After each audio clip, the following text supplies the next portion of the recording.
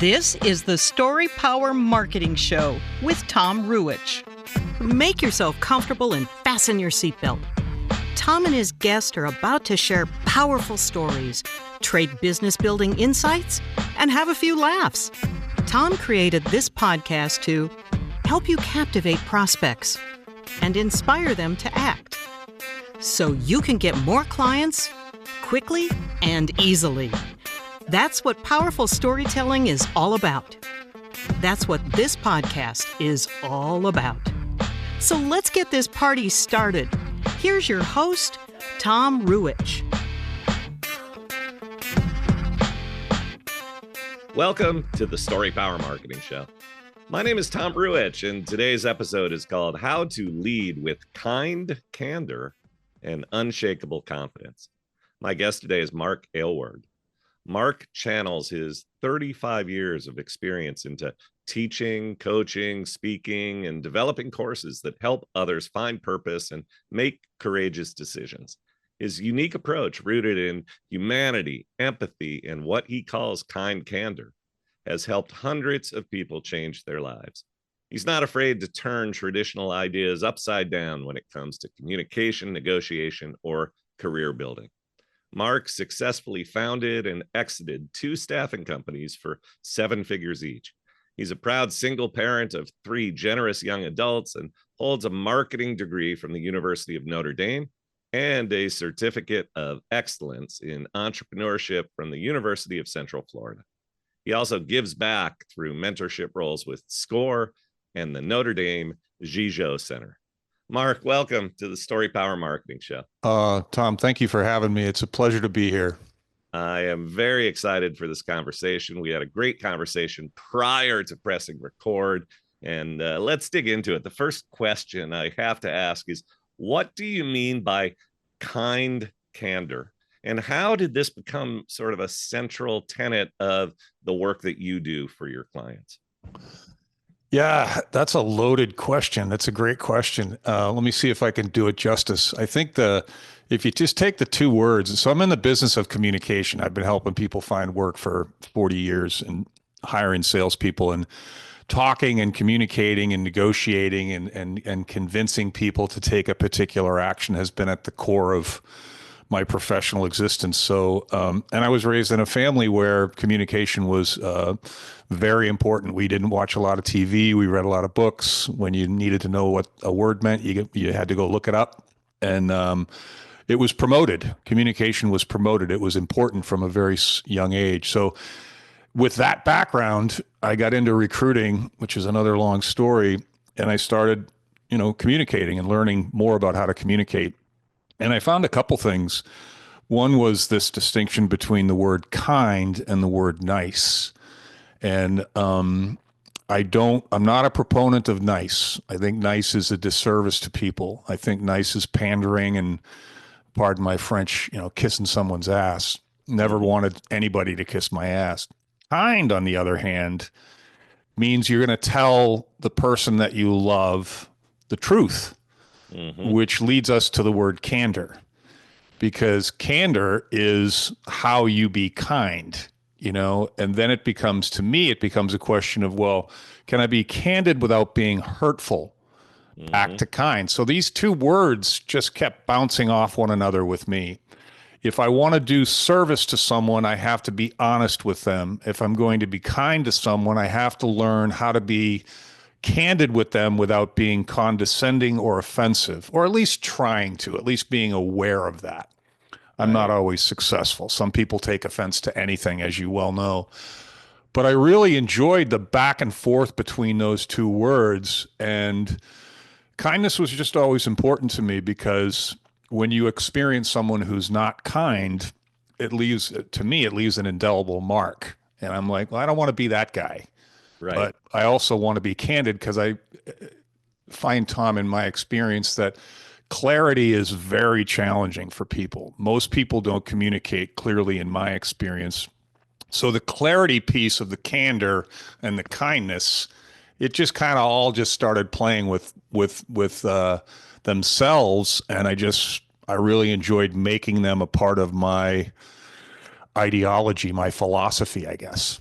Yeah, and I love that distinction, Mark, that you've made between kind and nice, Mm-hmm. and nice having that quality sometimes of pandering, of Mm-hmm. not being as candid as you should be. And we are all in the business of serving clients. We want to Mm-hmm. advance their lives. And Mm-hmm. if you are not candid with them, if you choose pandering, nice pandering over candor, well, how is that going to help somebody move forward? It's interesting. I'm very into AI, building a set of AI agents for my clients to help them with market research and drafting content and things like that. And my biggest complaint about working with the AI tools is how nice and how pandering they are. They'll tell you, Yep. they want to say, oh, that's great, what a great idea, nice question, all this stuff. And it's like, enough already, let's have Yeah. a candid conversation. And you actually have to train AI to uh to be kind but candid. In fact, I probably should just upload a bunch of your blog posts or the recording of this video to my AI agents and say, yeah, do it like Mark says. Well, well, thank you. Number one, I know there's some truth in that, and that is also kind. Yeah. Um, but yeah, I think, well, the thing about AI, and I don't know anywhere near as much about it as perhaps you do, but I think that it is, the people that are, because I was in the business of placing software engineers for most of my career. So people that develop software, IT people. So although I'm not a technology person, you have 35 years of conversations with software engineers, you learn a few stuff. And this whole notion of garbage in, garbage out was a very early on concept in me. It's like, Right. well, what does it mean to be a good programmer? It's like, well, you have to have solutioning thought processes. You have to solve problems. You can't just cut code, right? You have to, because if you put the garbage in, what your results are going to, whether they're reports or spreadsheets or whatever is going to come out, is just not going to serve you. So that struck me really early on, and I think it's the same with communication. Yeah, I agree completely. So we're talking about kind candor in sort of this philosophical sense. I'd love to dig into the question of whom do you serve, and how did you get to the point of bringing these philosophies to your audience? There's a story you told me before we pressed record and began to create this episode about your children, and I'd love you to share that story as you tell us your journey that got you to this place in your business life. Yeah, yeah. Well, again, thank you. I think I got to go back and give it to my dad. Yeah. I grew up in an Irish Catholic family he was from a family of 11. And so there was a lot of beer drinking and storytelling in my childhood. So I think I became a storyteller before I had any idea what a storyteller was. I just was one. And I had all these very interesting characters to pull from. My dad was a fighter pilot, but communication was a big deal, as I said before. And the other thing that my dad taught me at a very young age, and it was in the context of my Catholic religion. I questioned my faith with him one day when I was about 17, and I thought he was going to be upset with me. But what he said was, "No, Mark, question everything. As a matter of fact, that's how your faith will get stronger if you continue to question it." And I just thought that was very enlightening. I feel in hindsight very fortunate that I learned that lesson early, because I question everything. I don't take anything at face value. And I don't believe I'm a skeptic either. I don't think one needs to be a skeptic to do that.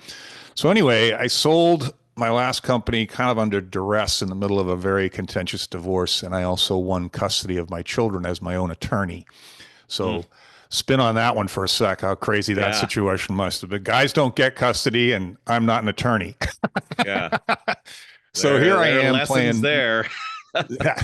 Here I am playing mother and father with young teenagers. I think my son was probably just turning double digits at the time, maybe 10, and my eldest child was maybe 15 or 16. So they were still impressionable. They still needed a father and mother. but they didn't have a mother. She still doesn't communicate with them. Um, but they lean on me a lot. It's a blessing and a curse, mostly a blessing. But they watched me. I was an entrepreneur my whole life. So every time I was in the car or at the table or whatever, and I was on the phone, they were listening to me. So they picked up on a lot of what I do. But when the time came to graduate from high school first and then college second, they came to me and said, Dad, can you help me find a job? I'm like, I better be able to. Yeah. So I sat down and I just shared with them, Tom, some of the stuff that I thought was fundamental. And then what I also discovered, confirmed, is they all ask good questions. And that's a huge part of communication, as you well know. And I just started sharing contextual answers with them, and their eyes were lighting up. And one of them in particular was taking copious notes. My middle daughter, she spent 2 hours with me talking. It was the best interview I've ever done. It was my kid. Then they went out, to your point earlier in the pregame, and they implemented. They implemented what I told them. And as they implemented and bumped up against new discovery or questions or clarity issues, they came back and they accessed me, which is you'd want to wish that to any client that you had, any prospect. Pay attention to me, listen to what I'm saying, and come back when you have more questions. That's the perfect client, right? So I had 3 perfect clients. None of them were paying me, but it was still a lot of fun. And they all said some form of the same thing, Tom, and that is, Dad, I don't think you understand the power of the wisdom that you've acquired. No one teaches this stuff. I didn't know 3/4 of what you just told me. And almost everything that I've been told in school about career isn't true. So I just thought that was like an epiphany for me. It was more than an epiphany, because I think we all have a tendency. I think I've heard it called the curse of knowledge before. But when we're really knowledgeable about something, we assume everyone else knows what we know, and it's just not true. And I make that mistake every day. And so starting at step 4 instead of going back to step 1. So they provided me with candid feedback. They provided me with some clarity. It's kind of like a market test. And they all got jobs, and they all got jobs faster than they thought they were going to, and they all made more money than they thought they were going to. And 2 of the 3 are now running their own flourishing online businesses, which I helped them with to some extent as well. So thank you for asking. So they said, Dad bottled this thing. Pretty much. And what is it that you bottled, and for and who's drinking it? Yeah. So as I told you before, I don't have any kind of formalized acquisition process. I create a lot of content, and I've been doing it for a long time. And the more content I create, the bolder I get, the more authentic I get, and the less concerned I become about offending anyone. It's like almost like, please, if you're offended, run away, right? Yeah. But the people that aren't, stick around. You might get a kick out of this. Let me press pause on that. Yeah. Because there's a huge marketing lesson in that. Number 1, stepping out and putting more out there. Number 2, focusing on being authentic. I'm just going to show up as Mark, not as some caricature of Mark that I imagine the market needs to hear from. I'm going to show up as me with what I bring to the world. And I am going to accept the fact that some people are going to like me. Some people aren't. In fact, some people might be offended by ideas and things that I put forward. Now, I know from having gotten to know you a little bit that you're not out there trying to offend people for offending's sake. Right. There are some marketers who that's a strategy, but that's not your game. You're just showing up, putting it out there, being authentic. And this is so key, recognizing that some people will like you, some people won't. Those people might even be offended. So be it. They're not your people. Focus on serving your people, and you'll build a business. If you try to please everybody, it's a cliche, right, Mark? But Yep. if you're so focused on not offending and pleasing everybody, ultimately you're just going to be part of the mushy middle, and you're not going to attract anybody. Yeah, it's such a great point. I mean, I can't say that I feel like I've known that for a long time. It's been refined over time, and I think probably the biggest epiphany for me was, and I can't cite a specific incident, but it was the time that I discovered that not only is it okay to offend people, it seems like the more you offend some people, the more attracted the other people are to you. Mm-hmm. Now, that's just an interesting concept that we could probably dig into for a long time. And I'm kind of playing, it's not in its final form in my brain. It's still getting kind of formulated, but it's interesting. And so, yeah, anyway. Yep. And so you put yourself out there, you're finding your people, and ultimately, what is it that you're helping your clients do? Tell us more about sort of, you connect with Mark, you consume his content, then you raise your hand and say, "Hey, Mark, help me." What Yeah. does it look like? What are you doing for your clients? Yeah, well, currently I'm trading my time for money. I would say that to start. I have two service offerings. One was created by an inquiry a year or so ago. I had a senior level executive in an IT organization just reach out to me on LinkedIn and say, "Hey, man, I love the way you think. I love the way you talk. Do you offer leadership training?" And I thought to myself, well, I've been doing it for 35 years. I just never called it that. So, yes. And then we set up a Zoom call, and he was giddy like a kid in a candy store. Like he was a friend. He knew me. He's like, I had sold him whatever I wanted to sell him before we even got on the phone. The trust was already there. The credibility was already there. And it was really interesting. But I told him, I said, full transparency, I have no formal leadership program. It's all in my head. And this is how I've acquired that wisdom over the years. But if you'd like to structure a program tailor-made for your group, that might be a lot of fun. But I wanted to share that with you up front so that you don't think I'm going to send over a bunch of PowerPoints and fancy workbooks. I don't have those. And he's like, no, Mark, I think that would actually be better because it'll be just for us. Mm-hmm. And I said, well, it won't be just for you. I'm going to use it elsewhere probably, but it will be initially tailored for you. So yeah, I get it. And I kind of was spoiled by that. I kind of got like, these guys are going to keep coming, Mm-hmm. and to some extent they have. So that was a leadership program for a group of people in a technology department at a large company in the Midwest. And my Yep. point of contact was the chief information officer. And as you well know, that guy usually has his signing authority and his own budget, so we didn't have to involve anyone else in any of our conversations. It was Yep. beautiful. It was beautiful. So And tell me, Mark, you went in casual conversation. You didn't need to sell workbooks and name processes. What was their before state? Where were they when they brought you in? And what was the transformation that you helped them achieve?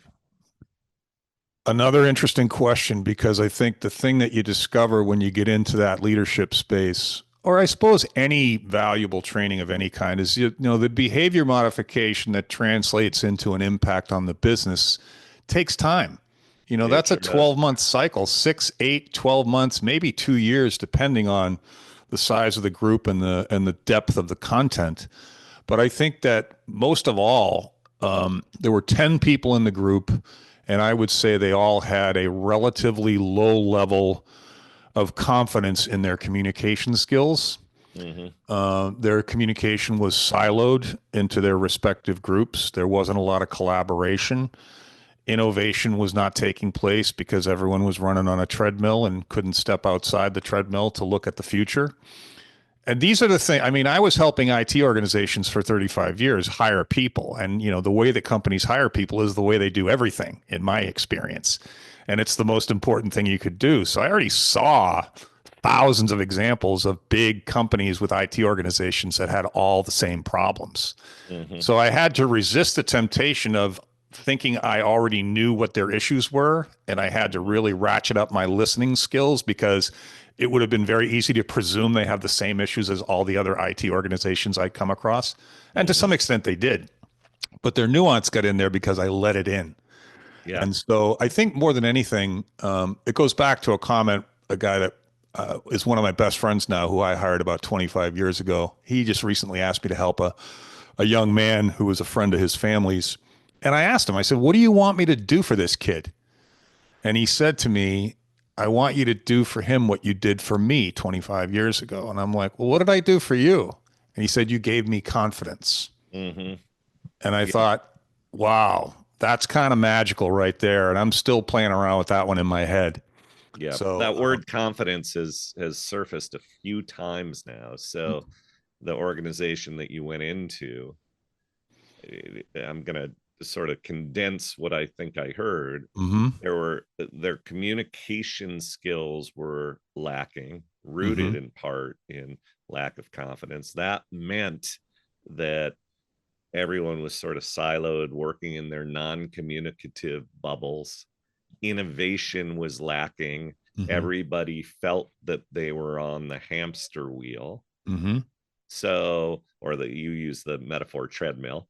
mm-hmm. So how do you go about doing this? How do you bring communication skills and greater confidence to an organization like that, to a father, to the child the father asks you to work with? What is there a consistent thread and approach that helps you draw out and build that confidence? Yes. And it's questions. Yeah. And it's questions, it's real simple questions. Like a lot of people that I approach that are contemplating doing something else, which is kind of that individual market, professional development, not specifically leadership, not corporate leadership, but individual professional development, is they want to tell me what they do. And I'm Mm-hmm. like, I don't care what you do. I want to know who you are. And that really takes people aback Mm-hmm. because most of us, in my experience, that for some reason aren't comfortable talking about who we are. Mm-hmm. Perhaps because we don't know literally who we are, which is a Mm-hmm. lot of what I do with people initially is we try to find your purpose. Why are you here? You know, if Mm-hmm. you believe in God, why did he put you here? What do you Mm-hmm. think he wants you doing? And that's sometimes a little bit much for people, but I find it's always necessary to be efficient in the rest of the process because people Yep. want to. It's like anything that you do, Tom. It's like you're a technical guy to some extent, so you know the work that goes into strategy and design and ideation. But most people, in my experience, they want to blow right to execution. Right. Send a resume out, get on the phone with somebody. I'm like, why would you get on the phone with somebody if you don't even know what your story is yet? You can't Yeah. articulate your story. So we get ahead of ourselves, and that's the confidence thing is huge because in my and that's the other beauty about the time for money thing is you get immediate feedback. You Mm-hmm. know, and I miss that when I automate certain things. I'm like, well, did you like that? What'd you think of that? Right? You get immediate feedback, and you can see confidence rising. And mostly it's because of clarity. I'm Mm-hmm. clarifying something that they were uncertain about, and that gives them confidence. And the other thing that's fascinating is they get to a point, and this is almost everyone, not everyone, but almost everyone, is they get to a point of confidence where you get the sense now that they're ready to do something that might be considered courageous, that they Yeah. would not heretofore have even considered Yeah.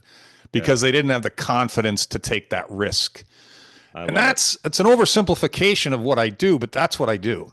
Yeah. And as you were talking about all of this and the helping them have that vision and where are they going and why are they here and how unlocking that leads to confidence, I also wonder what role does kind candor play in your coaching to Mm-hmm. help foster confidence?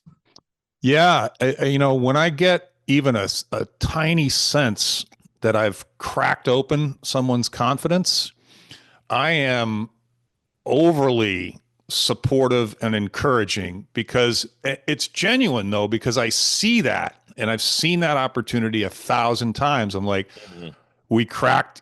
you just opened your mind. I can Mm-hmm. see it in your face. And so Yep. I'm going all in, right? And I'm going to Yep. take you to a place that you never thought was possible, which is dreaming way bigger than you've ever thought of dreaming, Sure. and taking everything you know about professional development and leadership and saying, what if all that was wrong? What if there was a Uh-huh. better way to do all of that? Uh-huh. And when someone cracks open their confidence, they are willing to hear that. Yep. But they're not willing to hear that before their confidence is cracked open, if that makes sense. That does make sense. And rooted in candor is challenging, is turning, myth busting, Mhm. turning conventional wisdom on its head. Yep. Um, and how do those acts help someone actually build confidence? Because there's an argument, a myth, I believe, that Mhm. when you are candid with somebody, you're in some way tearing them down, making them feel less than, making them feel wrong. But I Mhm. know you don't believe that's what's going on with kind candor. I think that being candid is a confidence building exercise, and I'd Mhm. love you to dive into that a little deeper. Well, it's a dangerous topic for me, because it could get political pretty quick, and I don't want to do that to you. But I think Yeah. that we're in a world now where everyone takes offense to too much of everything. So Mm-hmm. I don't have a sensitivity to that, but I'm Mm-hmm. not a mean guy. I don't like hurting people or see harm to come to anybody. And so I would never do something like that intentionally. I think it goes back to that's why I go with the confidence thing first, and the questions, because questions are less threatening to people if you ask them Mm-hmm. properly. But one of my favorite questions is just why. And my Mm-hmm. other favorite question, I just got a T-shirt that says this on it because I say it so much, apparently, is, what do you mean by that? Yeah. Right? What do Yeah. you mean by that? Like, you think that you just said something that was clear to me, and I have no idea what you said. You just told me everything about who you think you are and what you do, and I still don't know what you do. So, Mm-hmm. and we laugh about that because it doesn't surprise most people. They've just never had anybody say it to them. You Yep. know, people are apparently kissing their ass. There's people are being nice to them. Yeah. And so, and the other thing that I bump up against all the time is, like, you want to talk about contrarian, like, how's it working for you right now? You just told me you Right. sent out 400 resumes and no one's called you back. Why Right. would you continue to do that? What, Yeah. in any other facet of your life, if you did something 400 times and it didn't work, I suspect you'd probably stop. Yeah. So it's like the definition of insanity, that whole thing Sure. about doing the same thing over and over again. So I And think maybe, Tom, it's because I have so much experience traveling down these roads that there aren't a lot of surprises for me anymore. So I don't really get surprised a lot. And I right. think that makes my delivery more confident, more reassuring, more, gosh, this guy sounds like he's been here before a lot. Well, This is, right. And that word reassuring, mhm, and that authority that you bring to it, mhm, that's part of what I'm thinking about and getting at, that when done properly, candor and those hard, well, you just said something to me that you think meant something, but I have no idea what you mean. That's when done properly, kind candor.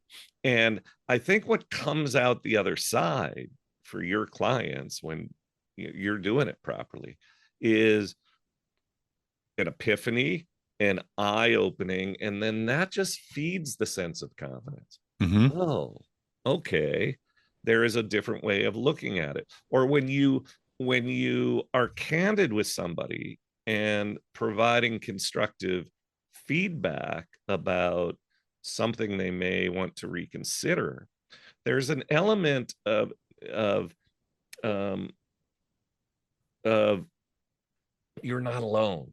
You know, other people are doing this. Yep. I'm recognizing this, and by bringing it out into the open, it actually turns into a failing forward exercise, a Yes. confident building exercise, Yep. as opposed to just something that they're spinning their wheels and they don't know how to escape. Yeah, no, that's very well put. And I think the other piece of the leadership side of the training is not dissimilar from that.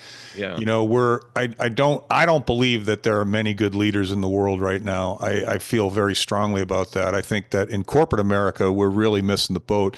And a lot of people that have titles and positions of authority are not leaders, they're managers of time and task. And I think the same thing is true with leadership. It's just like, no, leadership is deeper. Leadership is like you're doing what I do. You're not just listening to what I say.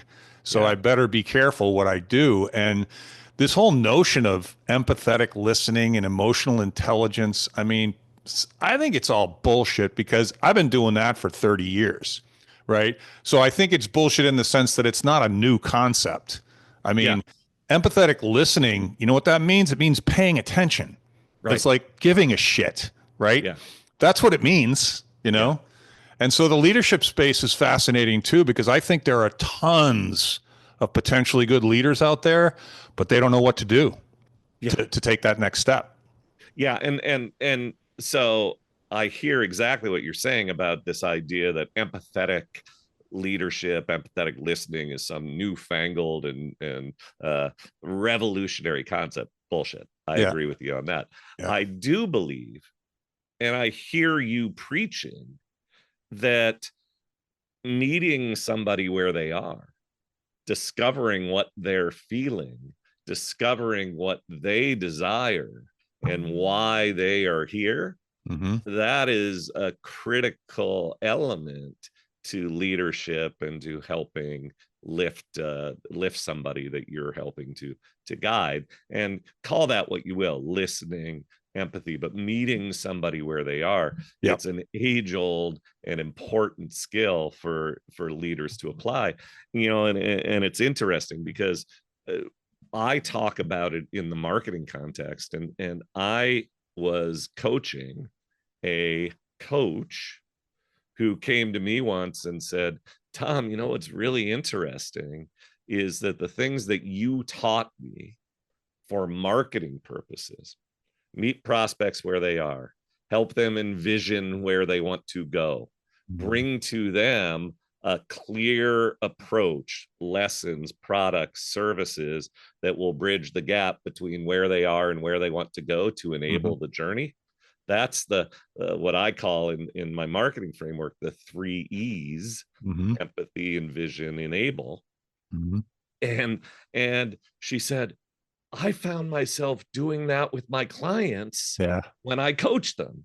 And that relationship between how we treat people, how we get people to where they want to go, how we help them discover where they want to go, is the same in many ways in great marketing as it is in great leadership.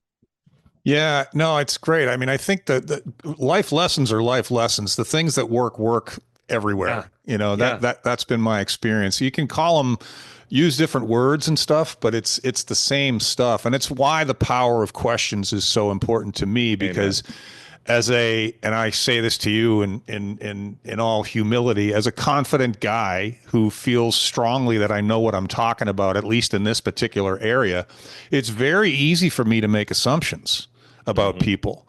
And it's very dangerous to make assumptions about people. So I go out of my way to make sure that I'm starting at step 1 and not assuming anything. That's challenging for me to this day, but I've gotten a lot better at it. I'm happy to say. Yeah, and I'll tie that back to a marketing lesson as well, that we hear this term in marketing, prospect personas. It's been around forever. And what so many business leaders will do, often with the guidance of a agency or a marketing advisor, is they'll go and they'll sit in a conference room with a bunch of whiteboards and they'll write on the board, this is what my prospect feels and thinks, and here are the psychographics of my prospect. And there's zero listening going on. All they're doing is pulling from their head what they think someone is feeling and build from that the prospect persona. And to your point, both as a leader and as a marketer, you have to go way beyond that. You have to actually connect with people, ask them questions, listen, pay attention to what they're saying. And only then can you really step forward with confidence and clarity to guide them. Yeah. And I think the other piece is, is this person ready to hear what you have to say? And there's not much you can do about that, except find out as early on as possible. Are we going to have a full conversation here, or should I put you in my calendar to call back in 3 months? And the quicker I can get to that, the better I use my time and their time, because not everyone's ready. And I've never had success helping someone that wasn't ready to be helped. That makes perfect sense. So that's a great segue to this question. For somebody who wants to discover, am I ready? Or somebody who knows that they're ready and they want to reach out to you, Mark, and discover more, connect with you, get some resources, and maybe even have a conversation with you. Where should they go and what should they do? Yeah, there's two good options. My LinkedIn profile is pretty robust. I've done a pretty good job. You can get to any of my stuff from my LinkedIn profile, but I also have, my name is my domain, markaylward.com. When I started that, I started with a company name called 7 Pillars, the number 7, the word pillars with an S, and global, 7pillarsglobal.com. I'm trying to brand my name now, so I'm moving away from 7 Pillars, but they'll both get you to my website. And right on the website above the fold is a calendar. You can get on my calendar, and I give out a 30-minute free consultation, in which I basically just ask why a few times, what's going on and why. And I tell everybody, I'll tell you at the end of probably 20 minutes, I can help you or I can't. If I can, I'll give you some understanding of how I think I can. And if I can't, I'll share that with you to the extent that I can as well. And then you can choose to pay me for my services, or I can give you the free workbooks I'm going to give you anyway. And you can take that journey on your own, just recognizing it's going to take you a lot longer and it's probably going to be more frustrating. You want to pay me, it'll be less frustrating, it'll be quicker, but you don't have to. You can do it with just my free stuff. Perfect. So all of that will be in the show notes, link to your website, link to your LinkedIn. And I encourage anybody who was inspired by what you've heard today from Mark to go check out his website, check out his LinkedIn, connect with him, sign up for that 30-minute consultation. Mark, any parting thoughts? Just thank you, Tom. You're very thoughtful, and you asked really good questions, and you listened really well. So thank you. I really appreciate being on the show. Well, thank you. I appreciate that feedback. I still think that I have things to learn from you, and I'm going to download those resources and dig deeper into what you have to offer. For those of you who have stayed to the end of this episode, I thank you. Thanks for listening. Thanks for paying attention. And if you liked what you heard or saw, please go to Apple, Spotify, wherever you get your favorite podcasts. Click that 5-star button, leave a review. That's how you share the gift. That's how you let people know that you got something of value here from Mark and from the Story Power Marketing Show. And if you want to learn how to transform your content from boring and prospect repelling to captivating and client attracting, go to storypowermarketing.com. You can sign up for my never boring emails, download free resources, watch some videos, connect with me. And that's a great way to begin your journey to stand out as the human to hire in your niche. Mark Aylward, thank you again for your great insights. Really great getting to know you. Look forward to connecting down the road. And thanks to all of you for tuning in to the Story Power Marketing Show. Thank you, Tom.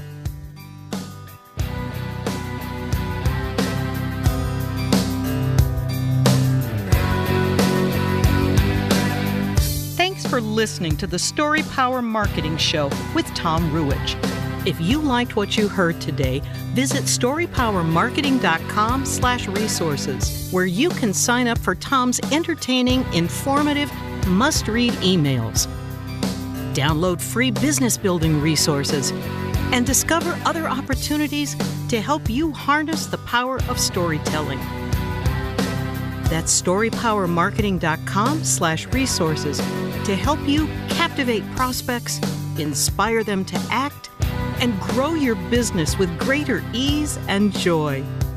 Also, please remember to subscribe to the Story Power Marketing Show with Tom Ruwitch and review it on iTunes or wherever you get your favorite podcasts.